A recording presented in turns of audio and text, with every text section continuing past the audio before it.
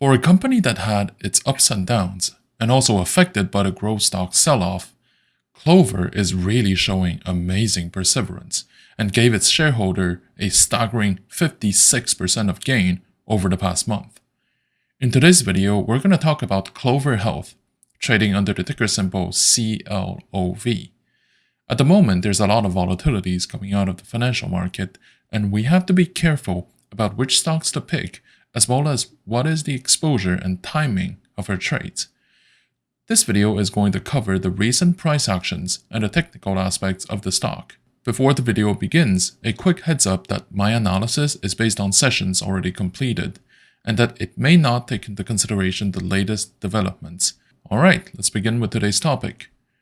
During the most recent trading session, the stock increased to $3.25 before closing the trading day at $3.20.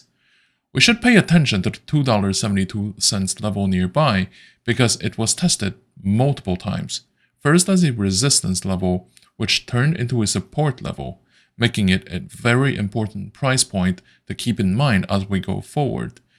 This is basically the proof that the price trend was reversed and that we can now confidently say that Clover is on its way up.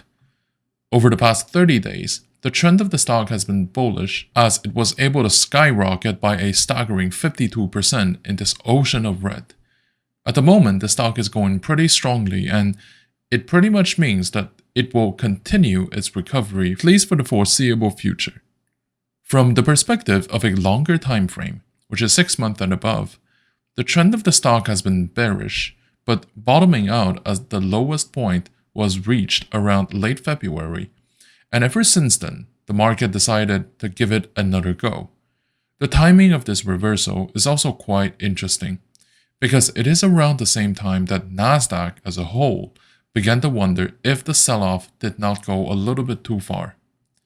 When we look at the price trend overall, it's been speeding upward, started bullish run. Obviously, it is still very early in that process, but so far what we see is very encouraging. The trading volume of Clover Health has recently been 11 million shares versus the average of 21 million shares. Over the previous 52-week period, its price fluctuated between $1.95 and $28.85. The market cap of Clover Health is currently at $1.5 billion versus the enterprise value of $1.8 billion. The difference between the market cap and the enterprise value is the premium or discount the financial market is willing to allocate to the company based on its current fundamentals, leverage, and asset composition. The enterprise value is the combined value of the company's assets minus all the debts. If the company has a lot of debts or a negative image, its asset and the market cap may be negatively impaired. With that being said, at the end of the day, this remains an estimation of the market every single time it publishes its financial statements, so it's less reactive than the market cap and often more lenient as well. One key element to note regarding the enterprise value is that for many growth-type companies, one of the most significant assets they may own is the goodwill. Goodwill is the expectation of the market that the company can generate more profit or to have more growth than other companies, partially because it may have a better management team, a stronger brand recognition, a bigger online following, and many more. It is basically what makes this company worthy of your dollar and your investment instead of other rivals. In other words, it's not a tangible asset that companies may use, but it's often the reason why some companies are perceived to be trading at a discount. Because the market cap is lower than the enterprise value, and because the enterprise value can be less reactive to the market cap in very volatile situations. If the company goes to liquidation, though, there won't be any goodwill, and we would be left sharing with bondholders whatever that is left, which is going to be a lot less than what we currently see on the balance sheet. On the options market, which often gives a hint of the market sentiment about where the stock price is likely going to head next, the implied volatility here is 105% versus the historical volatility of 127%. The put-call volume ratio is currently at 0.17. It is normal for most stocks to also tend to have a higher put option volume than what they truly deserve, as many institutional investors hedge their long positions by buying put options. The most recent volume of options traded is 23,000 contracts a day versus the 30-day average of 51,000. Regarding the open interest, the most recent volume of open interest is 350,000 contracts versus the 30-day average of 337,000 contracts. For shareholder structure, institutional owners have about 28% of the outstanding float. The biggest shareholders include Vanguard, Green Oaks Capital Partners, and Two Sigma Investments. It's relevant to understand the shareholding structure of the company because this can help us to determine if you should hold the stock long-term or to view it as a trade opportunity. Typically, the consensus is that there got to be about 25 to 30% of institutional participation for the stock to be perceived as a sound investment and not just a short-term trade. Obviously, a lot of exceptions would apply here, since many great companies are also mostly held by retail investors, but that tends to be the exception and not the rule. Let's also take a look at the short interest present in the stock, which is the amount of positions aiming to profit if the share price goes lower. When there are significant short interest in the total volume, this can be a sign that there's an organized shorting operation going on, like what has been going on with GameStop and AMC. The current short interest is 11% of the total float, and 28% of the transactions are coming out of the dark pools. Overall, my opinion on CLOV or Clover Health is bullish, and I believe that Clover will be able to continue its ascending tendencies in the weeks to come as well. The maximum exposure I recommend is 1 to 3% of your portfolio. For the immediate term, I would recommend to buy the stock considering the recent price actions and the promising price levels that are close to where it is right now. It's also a good practice to separate your allocation in batches of 10% at a time so that you can have enough room for later purchases. In the current market environment, I think that we should be careful about taking positions in the financial market in general, especially when it comes to equity market. Over the past decade or so, the financial market has been living with the help of newly created capital from the quantitative easings, which resulted in the increase of asset prices and the corresponding collapse of their yields. Of course, the low interest rate also contributed to reinforce that phenomenon because the financial sector would first of all see its profit margin squeezed, which will in turn keep the returns of other sectors low as well.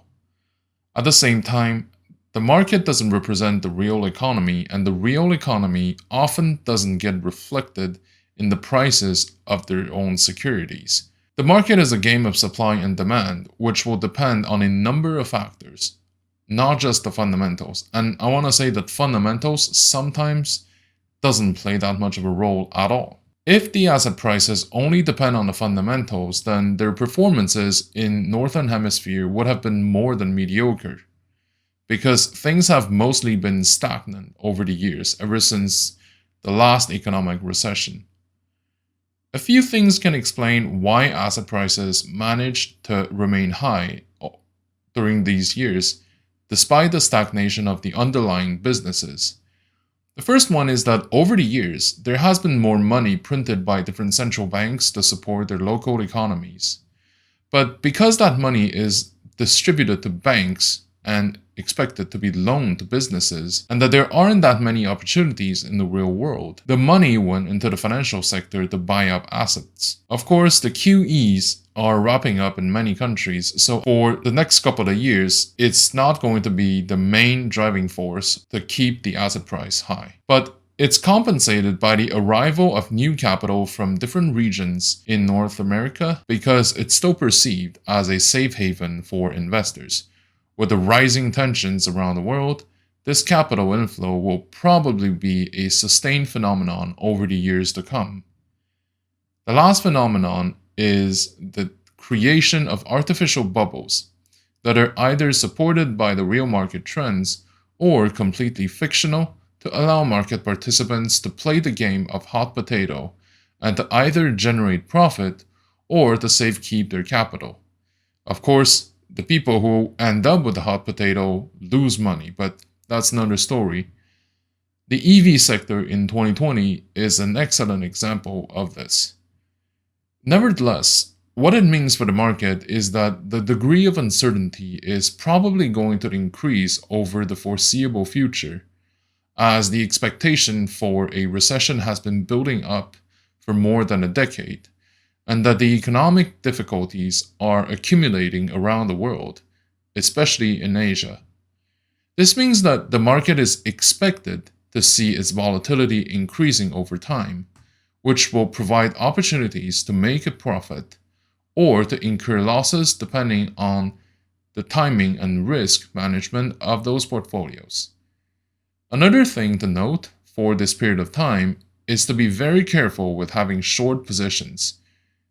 Usually, it's already more risky than having long positions because losses are not limited. And with the increased involvement of retail traders, I believe that the stocks being shorted will have a higher probability of getting squeezed, and this will occur randomly, which will result in potentially massive losses. We're also observing very often people will choose to rush in positions not necessarily because the fundamentals are convincing, but because there is a buildup of demand in a specific stock and that people will pile in to ride the gravy train with the rest of us.